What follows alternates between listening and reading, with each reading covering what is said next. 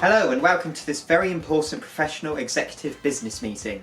Today we need to decide what to call our brand new video game. I cannot stress enough how vital it is that we agree on a name that is catchy, memorable and really sells the essence of this masterpiece to the public. No matter how long it takes us, we have to get this right. What's it about? Cars. Let's call it racing. Yeah, that'll do. Cheers Bill, see you next week.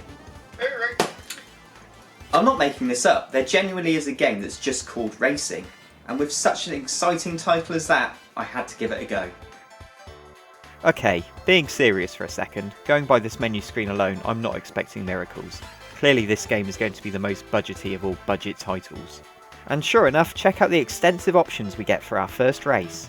Skill level, novice, okay, so it's a choice of one car. Transmission, standard stuff. Setting, no idea, grip sounds good. Course, oh wow, there's only 2 tracks. Yep, it's either the short course or the long course. They really didn't invest much money into the imagination department for any of the names in this game.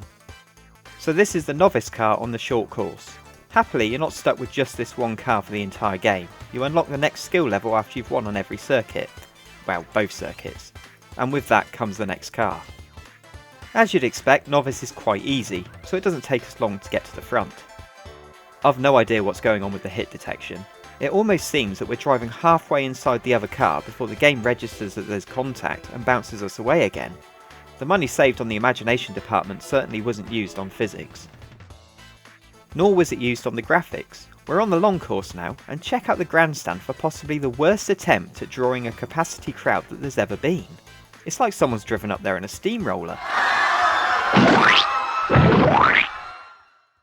So we've established this game was cheaply made. Racing was actually part of a simple series of games, which also included other thrilling instalments like bowling, tennis, and board game.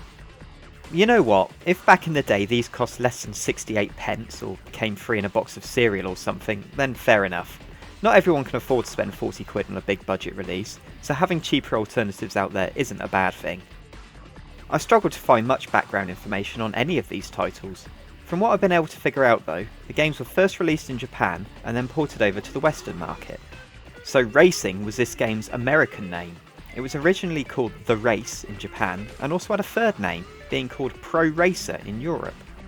I suppose Pro Racer is a slightly more interesting name, so why did the Americans get stuck with this dreary cover? Anyway, getting back to the game itself, once you've won the novice races you move up to Pro, which is a faster car, and certainly looks a lot slicker than the Mini Metro lookalike from earlier. The racing gets a little trickier now, as the AI are noticeably quicker in this category. However, there's only ever 3 other cars on the track, and all the races are just 3 laps, regardless of whether it's the short course or the long course. Well, they call it the long course, but it doesn't even take 50 seconds to complete a lap. Not exactly the Nordschleifer, is it? So there's not much variety, but there is that drift mode that was on the menu screen at the start, so let's give that a go. I'm expecting lots of sliding around, but there's so few different options on this game, we have to at least try it. And sure enough, what it does is make the car impossible to control, as demonstrated at the first corner here. Oh dear, I can see what they were going for, but it just didn't work. The back skids out far too easily, and you end up spinning off at every turn. It's probably one of those things where if you kept practicing, you'd eventually get the hang of it, but who would really want to play this game for that long? Back on grip mode, I was able to win the pro races and unlock extreme. Ooh, maybe things are about to get proper intense now. To be honest though, judging by the lap times, it doesn't seem to be any quicker than the last car. It also has worse handling, even on the grip mode, and the AI are now much more capable of buggering off into the distance as well. What it means is, this is as far as I've got. I think the best I managed on an extreme race was 3rd, and I wasn't even close to keeping up with the leader. Apparently there is one more track which gets unlocked after this, but it's just a mirror version of the long course, so nothing special. I thought I would check out the tutorial, just to see if it contained any snippet of information that might help me beat the extreme drivers. You know, different racing lines or clues of any sort that might give me some small advantage. Basically, no it didn't. I hope you weren't expecting any gameplay or video footage from this section because all it is a load of text. In fact, going back to the menu screen to look at the tutorial caused the game to delete all of my save data so far.